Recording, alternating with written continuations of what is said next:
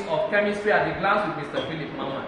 Today in Chemistry at a Glance, we'll be looking at test for anion. Under test for anion, quickly, we'll be looking at test for tetraoxosulfate 6 ion, trioxosulfate 4 ion, and trioxocarbonate 4 ion. Now, these 3 ions behave the same way or similar ways when you use barium chloride. Barium chloride is used to precipitate any of these ions in solution, and the resultant effect is that a white precipitate is usually formed. Now, what differentiates these 3 is their solubility in dilute HCl. I have solution samples here that contain each of these ions, and I'm going to dissolve these samples and name them A, all of them, because they are going to behave the same way.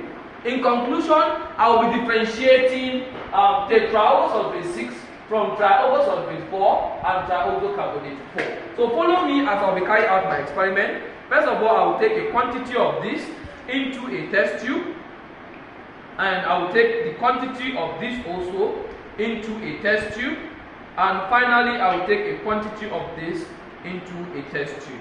Now, the 3 of them, I'm going to add water to them. Once I added water, I will shake them to dissolve, and when I get these solutions, I will test them with barium chloride together, all of them, and we'll see what is going to happen to all of them. But we expect that if there is SO4, SO3, or any of those ions, what you are going to get will be a white precipitate, regardless of the original solution that you are having. As you can see, this one is yellow. You can see this one is colorless when the salt dissolves completely in this solution. Now, let's look at these 3 of them. You can see this one is blue, you can see this one is yellow, and the last one is colorless. Now, when we add barium chloride to all of them, because they contain each or one of these ions, they will all form a white precipitate. So let me go with this. I don't want to have too much of the solution. Let me reduce the quantity so that we'll have enough space for the reaction to take place. So let's have one of them. On this, we add barium chloride. You will see what is going to be formed. You can see that a white precipitate has been formed. So I will add to this also this blue solution. You will see that a white precipitate also has been formed. Then, of course, I will add to this colorless one, and let's see what's going to happen. You will see also a white precipitate is formed. So when we say Z or any of these substances, when you react them with barium chloride and you get a white, our observation is a white precipitate is formed. A white precipitate is formed. Now, some people may say a heavy white precipitate is formed. Depending on what you see, as you can see here, the precipitate is heavy. So you can call it a heavy white precipitate. So I will say here that from what we have, when I added water to all of them, they were soluble. So it is when I added barium chloride that I say a white precipitate is formed. So let me check that out quickly. So we have a white precipitate is formed.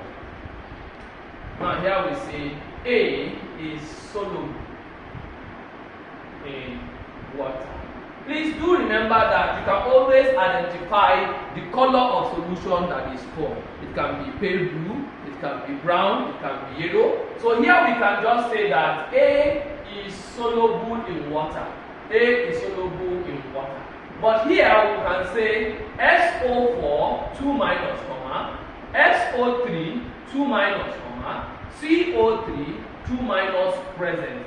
It means that we are not yet sure of which of these ions that is present in solution until we carry out the next step. And the next step is to add our dilute HCl. Remember I said when you add barium chloride, you will have a white precipitate. So let's add our dilute HCl. When I add my dilute HCl here, you discover that the more I add dilute HCl, the precipitate is insoluble in dilute HCl. Then I will come here and say precipitate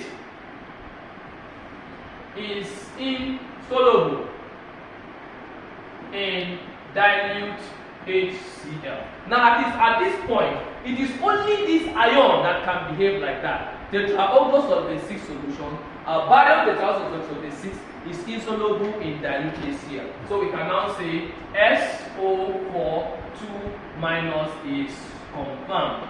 SO4 2 minus is confirmed. Now, how do we differentiate between SO3 and CO3? It's simple. When you add HCl to solution that contain each of these, the precipitate will dissolve to give off the gas. The gas is usually what we differentiate from CO3, that's triazoxide carbonate 4, and triiodosulfate 6. While in triazoxide carbonate 4, as you are going to see, when you add HCl, there will be effervescence. You see effervescence showing that the gas is giving off. It has dissolved the precipitate, giving you a colorless solution. And the gas giving off, if tested, will turn lime water milky. And once the gas turns lime water milky, you know that this is CO3 2 minus. Because the gas that is giving off is carbon 4 oxide. Carbon 4 oxide can only be given off by triazoxide carbonate 4 or hydrogen triazoxide carbonate 4. But in the case of SO3, if you add HCl, it will give a gas that has an irritating smell and can decolorize KMnO4, potassium tetraheptanoxodichromate 6, or you can dissolve potassium permanganate. So any of these can be decolorize because SO2 gas is a reducing gas. My wonderful learners, you have a wonderful time learning from this qualitative analysis.